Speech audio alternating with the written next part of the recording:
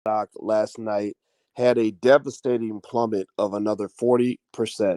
GameStop had dropped all day yesterday, and it dropped again last night. It's now down from $300 and $400 a share down to $131. I'm going to talk about GameStop. I'm also going to talk about Robinhood's role in the destruction of GameStop.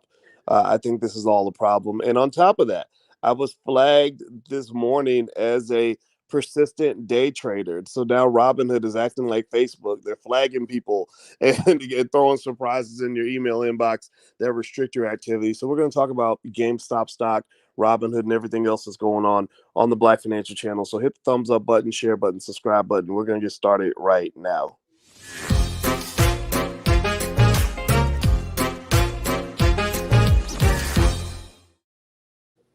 Good morning, guys. My name is Dr. Boyce Watkins. Welcome to the Black Financial Channel.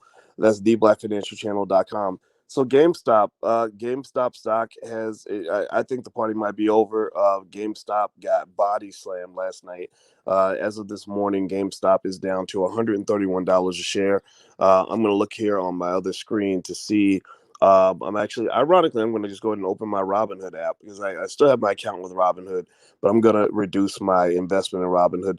Yeah, GameStop is dropped even further since I started this video. It's now at $125 a share. That makes a total decline. I don't know what the percentage is. It's not showing me the percentage, but it's saying that it dropped $99 last night. Just last night, it dropped 43.87%, and it's dropping. It had already dropped a ton already earlier in the day. So basically, it's going to be a mess, and apparently this stock is on its way out. Now, Copycat Receipt says, "Do you follow Wall Street on Reddit, boys? They said hold AMC till Thursday." I'm not going to mess with AMC, and unfortunately, what is happening really is, um, you know, it's a pump and dump, right? This is not people that want to take ownership of the company so they can be long-term investors and do great things with the shares.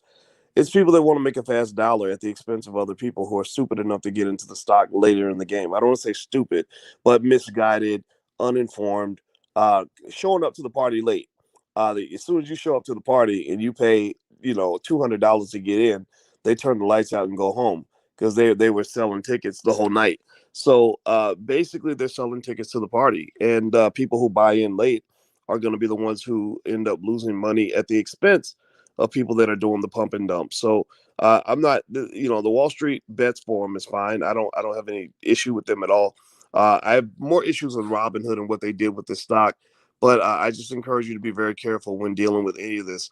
So here's the deal: Robinhood is, it's hard not to see them as a culprit in the destruction of GameStop stock. They restricted the trading of the shares in a way that can only push the price down. There's no way I can imagine the price going up when you're basically telling people that they can't buy they can't buy call options, they can't buy stock. It's the craziest thing in the world. So the stock inevitably dropped. I told you guys this 3 days ago. I said, do not be very careful about participating in any of this because this stock is. It looks like this stock is going to be a sucker stock. The bubble's going to pop. Cinderella's carriage is going to turn into a pumpkin, and bad things are going to happen. And now it looks like the carriage is turning into a pumpkin, and it's just a mess.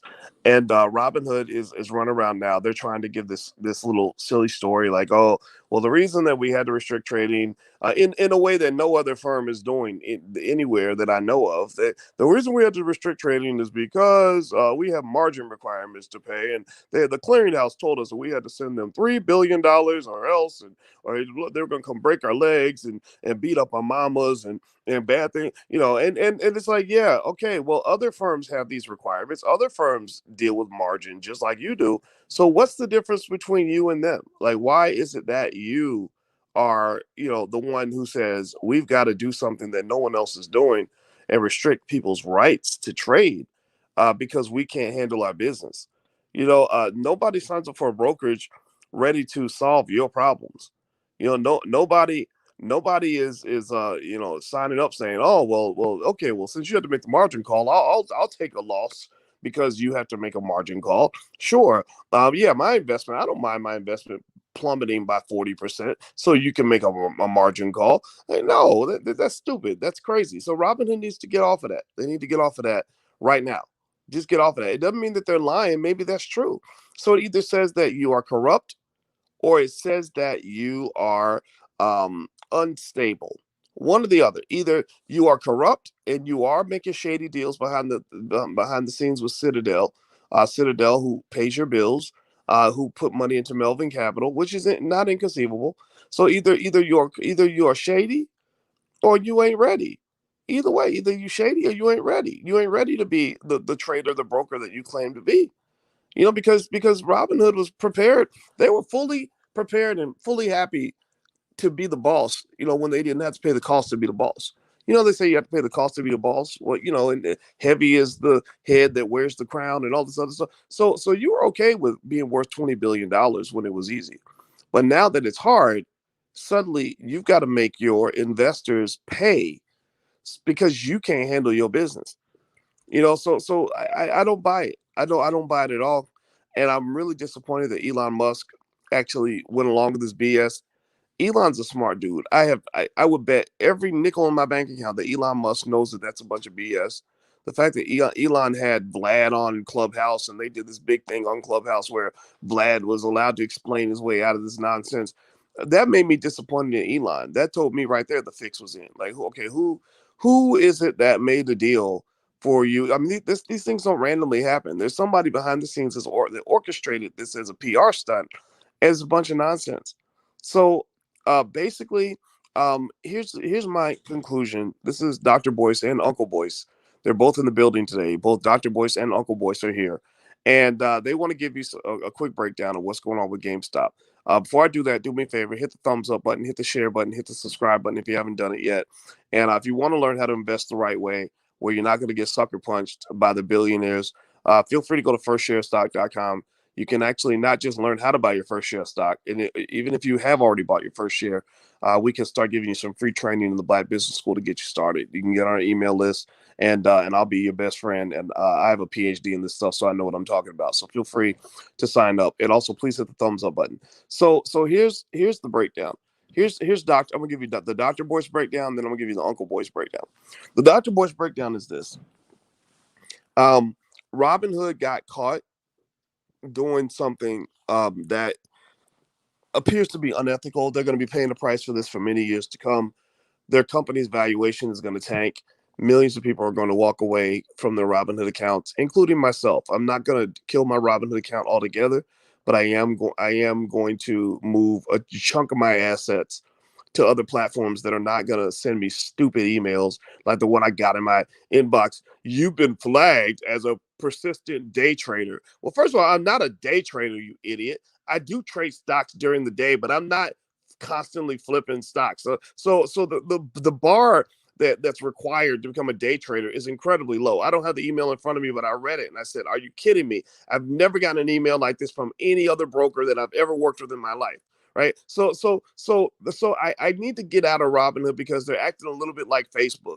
Facebook will send you these stupid random notifications like out of the blue, like this post that you put up 8 years ago violates our terms of service in some ambiguous way that we're not going to explain to you because we're Facebook and we don't owe anybody an explanation, but we are deleting your page because we just decided that, you violated our terms of service. We're not going to respond to any emails. We're not going to tell you what you did. We're not going to give you a chance to get your page back. We're just going to say, screw you, because we can do that. Right. That's so Robinhood's acting a little bit like Facebook, and that pisses me off because that undermines your freedom to operate and to live your life and do business and do what you're gonna do.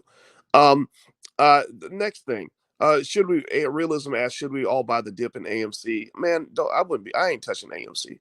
So don't even bring up AMC. I like AMC. If I bought AMC, you know why I'd buy AMC? I would buy AMC because I believe that at some point we're not going to wake up all thinking that we're going to die. At some point we're going to wake up and we're not going to turn on the TV and see Dr. Fauci telling us that if you walk on your front porch, somebody's going to come in and put a bullet in your brain and in your life, like that this virus is going to kill everyone tomorrow. Like I think at some point we're going to wake up and we're going to live our lives and we're going to go out and head to the movies and feel safe and not feel like we're going to die because we decided to go and get some movie theater popcorn, right? So that's what I believe. That's why I like AMC to some extent. I don't like the price. The price is way too high. AMC ain't worth 14, 12, $10 a share. It ain't. They're not. Whatever price they're pumping it up to. Again, that's another pump and dump. Don't be a sucker, man. I mean, if you want to jump in, cool. Just know that ain't investing. That's gambling, buddy. That's gambling. AMC is not worth $10 a share. AMC is not worth $12 a share. I don't know what AMC is worth. What the price is right now in the market. Let me look. Give me a yes in the chat. Make sure you can still hear me. Type yes if you can still hear me. I'm gonna look up AMC stock right now.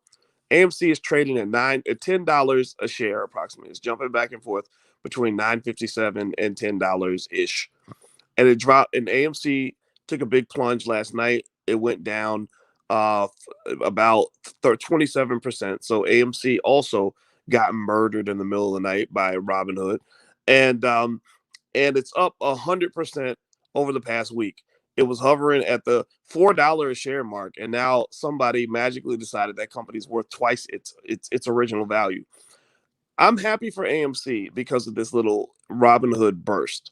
I'm happy for the company because they were smart. They said, "Oh well, okay, we're gonna go get paid while the getting's good. Let's go ahead and issue some shares and get some money up in here." And so they made $1 billion from the suckers that were willing to pay $10 a share, and now they can operate throughout COVID. They're going to survive the pandemic, if I'm not mistaken, because they were able to raise money in this crazy environment that we're in right now. Good for AMC. Way to go. Very intelligent. So in AMC, I like AMC. Like I like going to the movies. How many of you have attended gone to a movie at an AMC theater? Give me a yes or no. I love AMC theaters, right? There's a nostalgia about going to the movies. We have a big screen TV down in the basement. It's 70 inches, and we were watching Star Trek Discovery last night. I like to cuddle with my baby and watch Star Trek. Yes, we are a couple of geeks. I mean, we're both PhD professors, so like real PhDs, not those fake PhDs you get, in a 6-week program on the internet. Like we went through the real torture of a PhD program. So we're both nerds.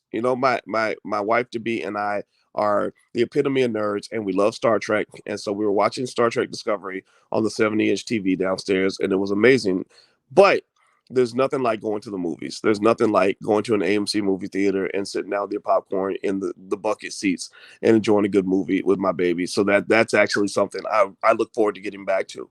But speaking of getting back to things, so the Dr. Boyce breakdown on GameStop is the stock is gonna keep dropping. I will be stunned if GameStop just magically recovers and goes back to 300 and something. I don't see the market mechanisms that would even support that sort of activity. I don't know where, I don't know which Jesus is going to give you the market forces necessary to push that stock back up to those crazy prices it was trading at before. Because even $125 a share, which is about where it is right now, even that's a crazy price.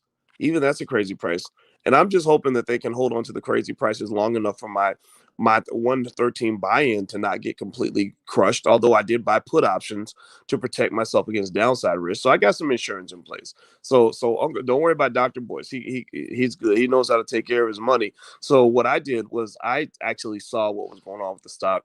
I bought in at 113. I immediately sold options since everybody was buying them and option prices had gone crazy. I don't buy options. I tend to sell them. And I made a killing. I made an absolute killing. And then the stock triples. And then I'm like, wow, look at how much more money I would have made if I'd held onto the stock. But then at the same time, I'm not greedy. I'm not a greedy investor.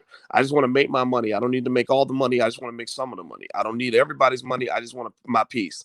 I don't want to make as much money as I could have made. I want to make more money than I had and then protect myself against losing the money that I made. So what I did was I bought some put options. Well, thank God for put options, because now the put options are kicking in, and that's what's protecting me from the possibility that this GameStop stock could drop back down to 20, 25, 30, $35. Like this stock is worth about $20. Maybe on a good day, on a sunny day, GameStop is worth $20. Right. If Warren Buffett becomes the CEO, it's worth $22. But GameStop is not a $300 a share stock. It is a gamble. It is a pure speculation. Even Bitcoin can justify its value better than GameStop could at that high price level. So GameStop is probably going to keep dropping. AMC is going to eventually turn into a pumpkin. Even silver, the Robinhood guys, they're feeling all empowered and stuff now. Not Robin, I'm sorry, the Reddit Wall Street bets. They're starting to feel a little bit empowered. So they're like, oh, hey, dude, let's go and take over the silver market. Well, good luck with that, homie, because the silver market is worth about $1.5 trillion. Now, I don't know how much money. I don't pretend to know how much money the guys have on the Wall Street bets forum. Maybe they're all trillionaires in disguise, but from what I understood, a lot of them are 23-year-olds who are caught up in the frenzy, who are riding the wave, following the crowd, and they don't have $1.5 trillion between them to control a market that big, or even $0.1 trillion, even $100 billion, which is a tiny fraction of that whole market. I just don't see how they're going to really move the silver market. And also, here's the other thing too.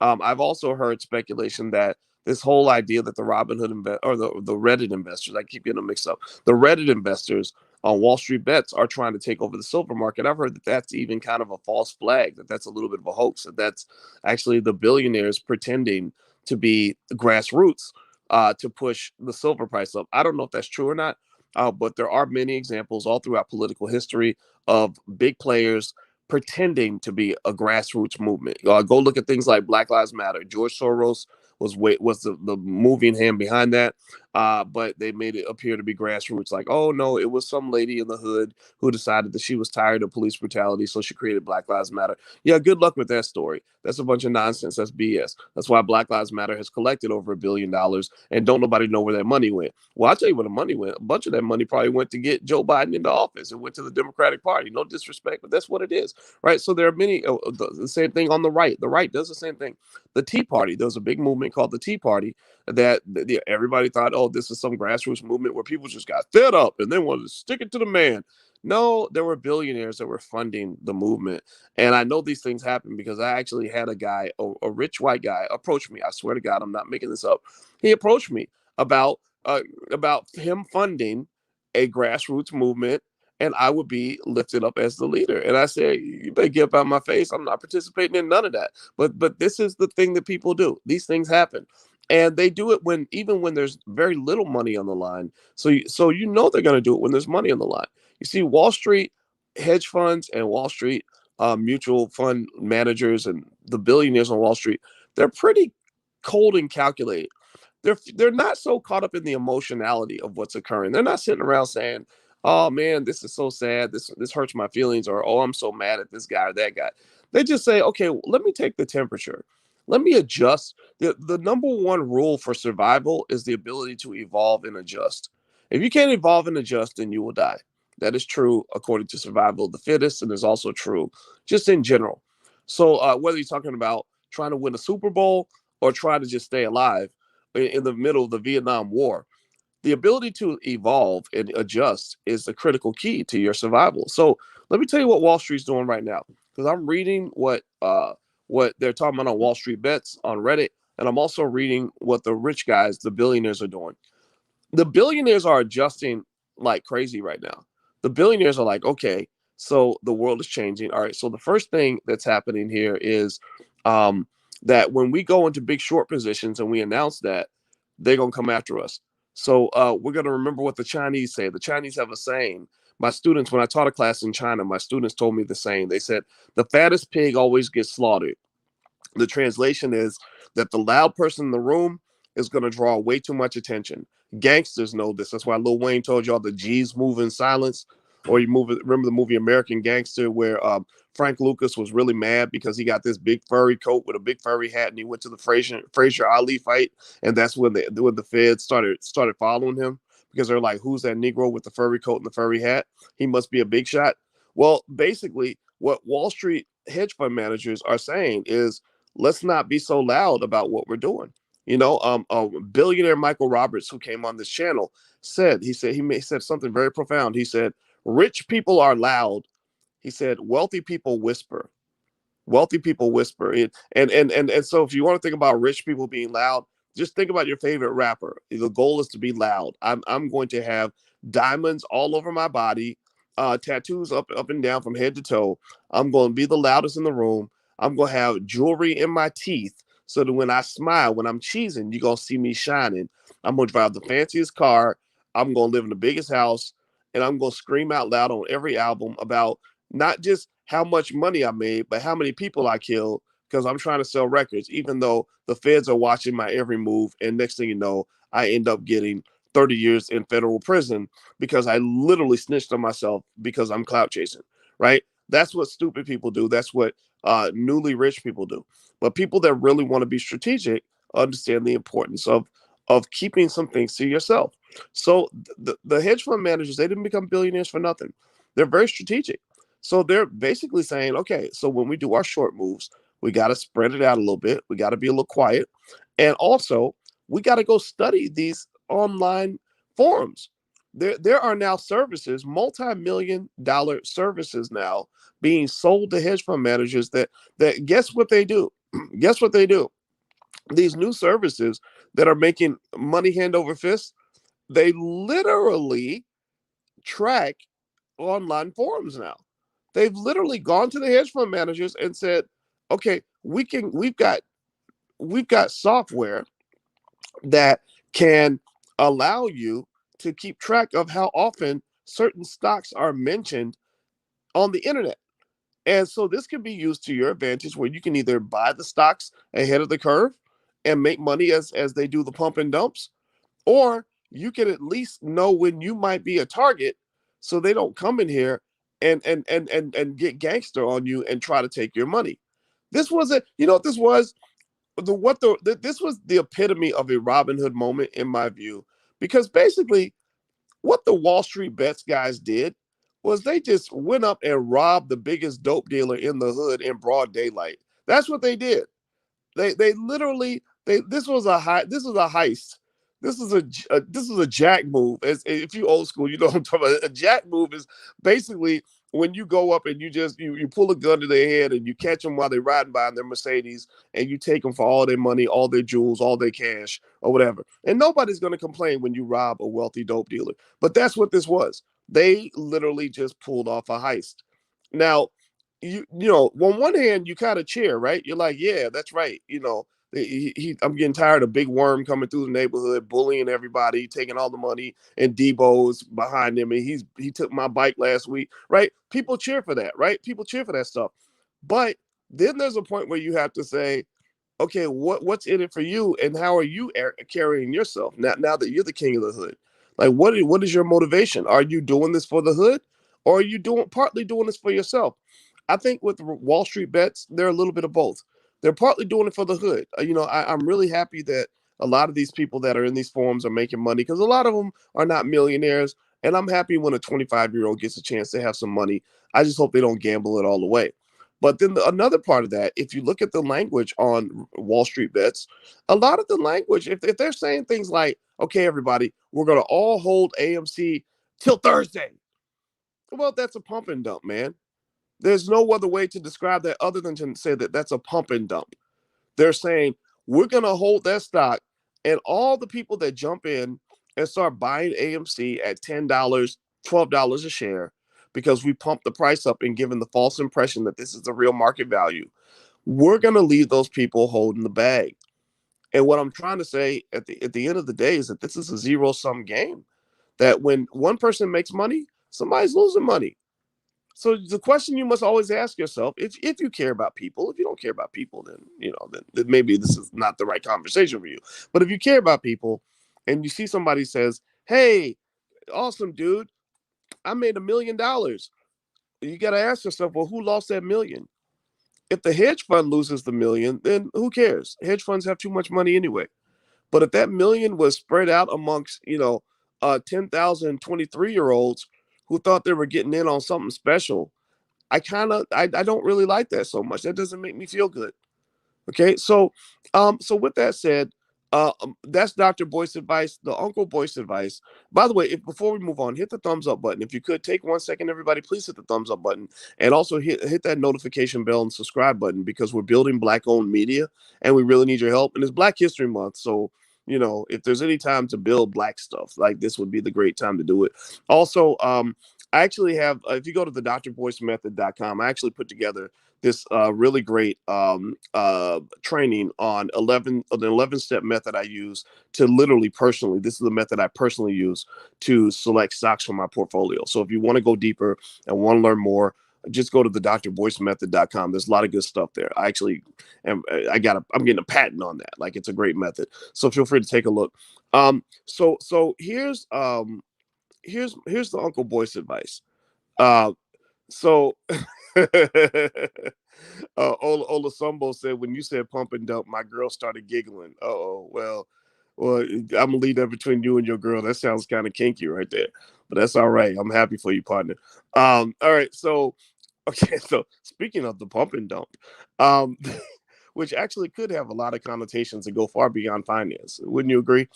Um, here's what Uncle Boyce says about all of this, right? This is not just a financial guy. This is me kind of being like your uncle, your daddy, your older brother, your friend, etc.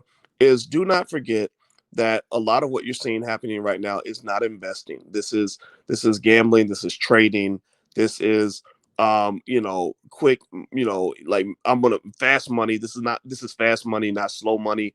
This is fleeting money, not stable money. So as you participate in all of this, I encourage you to um, sort of separate the two, to understand that when you're participating with AMC or GameStop or Wall Street bets or the silver market because it's inflated or whatever, that's where you're gambling. That's your gambling money, right? And that should be a very small percentage of your total portfolio. Your investing money, your bulk of your portfolio, should go into some sort of longer term, more stable process that's not going to cause you to lose 40% of your value because Robinhood decided to restrict trading on a particular stock, or because the Wall Street bets guys got bored and decided to go move on to the next target, or because some hedge fund manager did something shady to try to move the stock price overnight.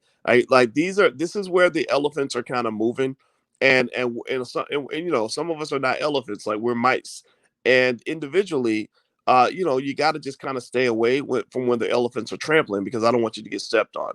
Okay, so give me a yes or no in the chat if you understand, if you're willing to receive that.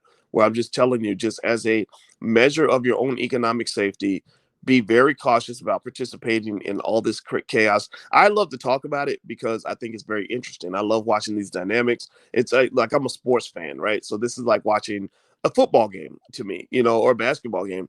But this is not investing. This is trading. This is gambling. This is, fast money. This is chaos. This is not what I teach you guys and talk to you guys about in the Black Business School. So just kind of keep that in mind.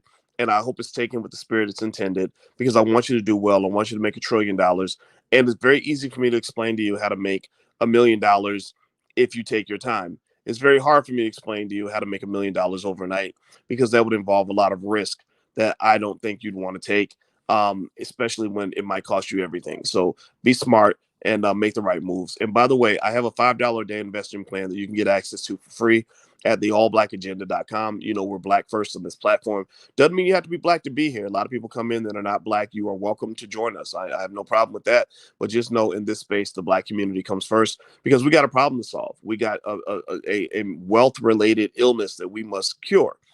We have to do surgery on our own people and our own situations so we can win. That's why we talk about reparations. That's why we talk about building Black-owned businesses. That's why we talk about building strong Black families, which are important institutions that create mechanisms for wealth creation, right? I'm always going to talk about that. But if you're okay with that, and you're not Black and you want to learn, well, hang out, because I'm pretty smart. I can teach you some things. So Uncle Boyce can be your uncle too, even if you ain't Black. So I love all of you. Have a good day. TheAllBlackAgenda.com. That's the URL. Most of the resources there are free or cheap. My homie Ice Cube, his contract with Black America is there. I encourage everybody to read it. Also, there's stuff from my other buddy, Nathaniel Jordan, the Minister of Wealth. His information is there about how to have a healthy immune system, so that when these viruses come around, you're not just running to medication and vaccines. You're actually running toward having a strong immune system, so that these things can't take advantage of you. So we just want you to be strong and successful in every aspect of life, because health is wealth, relationships are wealth, and then of course wealth is wealth. So let's go get that paper. God bless you guys. Have a good day. Thank you for listening, and I'll see you soon. Take care. Peace.